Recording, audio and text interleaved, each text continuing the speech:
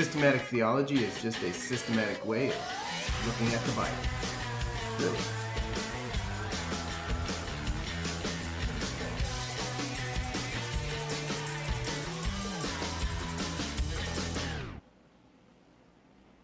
Hey everybody, and welcome back to another exciting episode with me, Anthony Miller, and Back to the Book. And this is just again where I just share my thoughts and share the things that I like to do, mainly with the Bible, the scriptures, other books dealing with the scriptures, where I can just give my thoughts and I can focus and just share what I enjoy. And today I want to look at systematic theology. And it's just like I said, it's just before in the intro, it's just another way of looking at the scriptures. You're systematizing them. And the different way that we can do these is basically falling in and looking and tearing things apart in different headings. Let's say, for instance, I started looking at the Westminster Confession of Faith and the Baptist London Confession, 1689, and I'm looking at those. And in there we get to chapter number 2, and it's talking about the Trinity. And the Trinity is just amazing to talk about because it's just like, that's God. Like, how can we understand him with the scriptures? And, well, it's the only way through the scriptures, actually, that we can understand who God is. So, in looking through those, they were discussing how God has his incommunicable attributes and his communicable attributes. All right, breaking it down, making big words easy. Incommunicable attributes are the attributes that God does not share with his creation, does not share with mankind. So he is all-powerful, omnipotent. He is everywhere, omnipresent, right? He is all-knowing, so omniscient. He is immutable. He doesn't change in his character, all right? So all of these things, he's holy. Like, we can't even understand those things. We can only look at it in part. And even still, when we have more questions. We stand on what the Bible says, of course, but we still have questions. And then his communicable attributes are the attributes that he shares with his creation in some part, okay, not in whole, because he's God.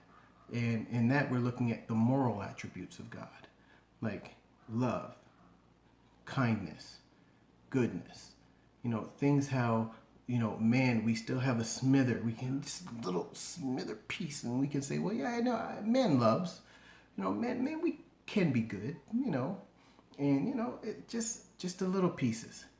And when we put them all together, it gives a somewhat picture, making it easier for us to relate to our Creator, right? Because we are made in God's image. That's what we read in Genesis chapter 1, verse 26, right? He formed a man in his image and his likeness. So this is just a systematic way of saying, hey, we're going to look at God's attributes. That's one way of doing it, and relate that to man and how we can understand him, right? So in the beginning, I was showing you the book, Systematic Theology, a compendious view of nature, or of a compendious view of natural and revealed religion by John Brown of Haddington. This systematic book is good. I'm a pretty good reader. Like, I read pretty fast. And a 300 page book for me, I could knock that 300-page book out with notes and everything, and be able to recite and tell you what's in it. I can do that in a few hours. No problem. It took me just over an hour to get 8 pages. Okay, it's heavy reading.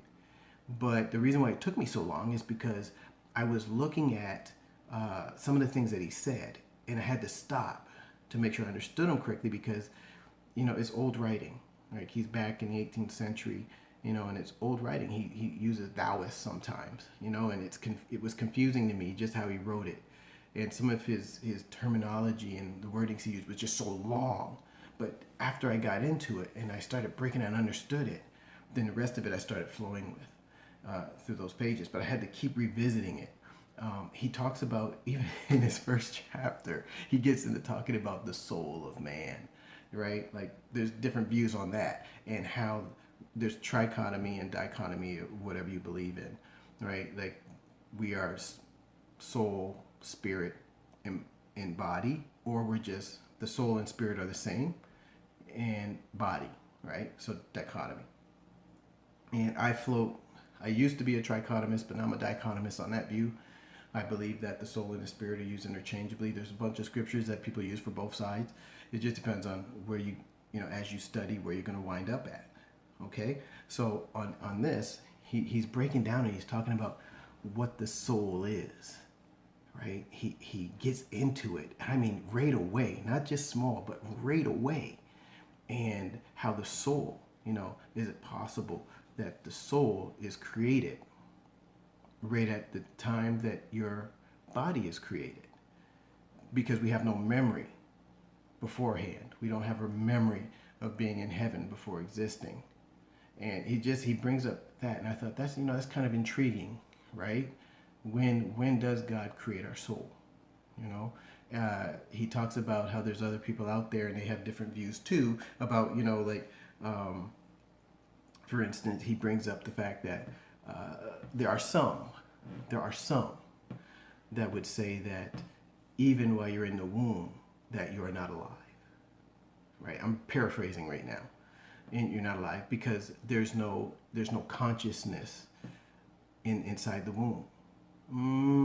I don't see that, but that's not his view. He's saying some believe this, but he's being pretty fair because he's presenting the different views, a few of the other views that are out there, and I don't like that view because then it gets into other, cases of whether or not it's an argument for hey, we can have abortion, and if we're not alive in the womb, right?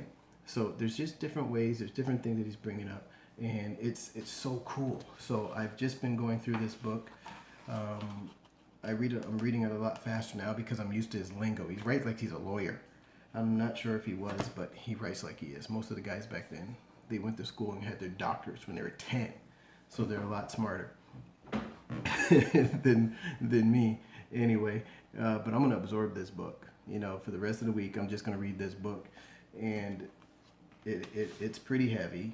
It's 576 pages, but I know it's backwards. I haven't figured out how to when it's facing me, but that's the book. Nice and neat. I'm going to rip off this cover here, but it's Systematic Theology and Compendious View of Natural and Revealed Religion by John Brown of Haddington. Very good so far, and I'm going to tear it up. Yes, I am. Tear it up. Notes in it, references, everything. I'm just going to have fun with it because why? That's what I like to do. So thank you very much for listening for this. I'm going to keep this one short. I do have another video that I'll be putting out like real soon. But yeah, get that book. I highly recommend it. I'm going to just continue absorbing it. You can too. And if you have any questions on it, then maybe we can go back and forth on it. So it's going to be fun. All right, so if you do like to see more of these type of videos, just hit the like button and subscribe. So every time I do a new video, you're right there and you get a notification. All right, well, thank you very much for coming out, and you have a God bless day. Later, saints.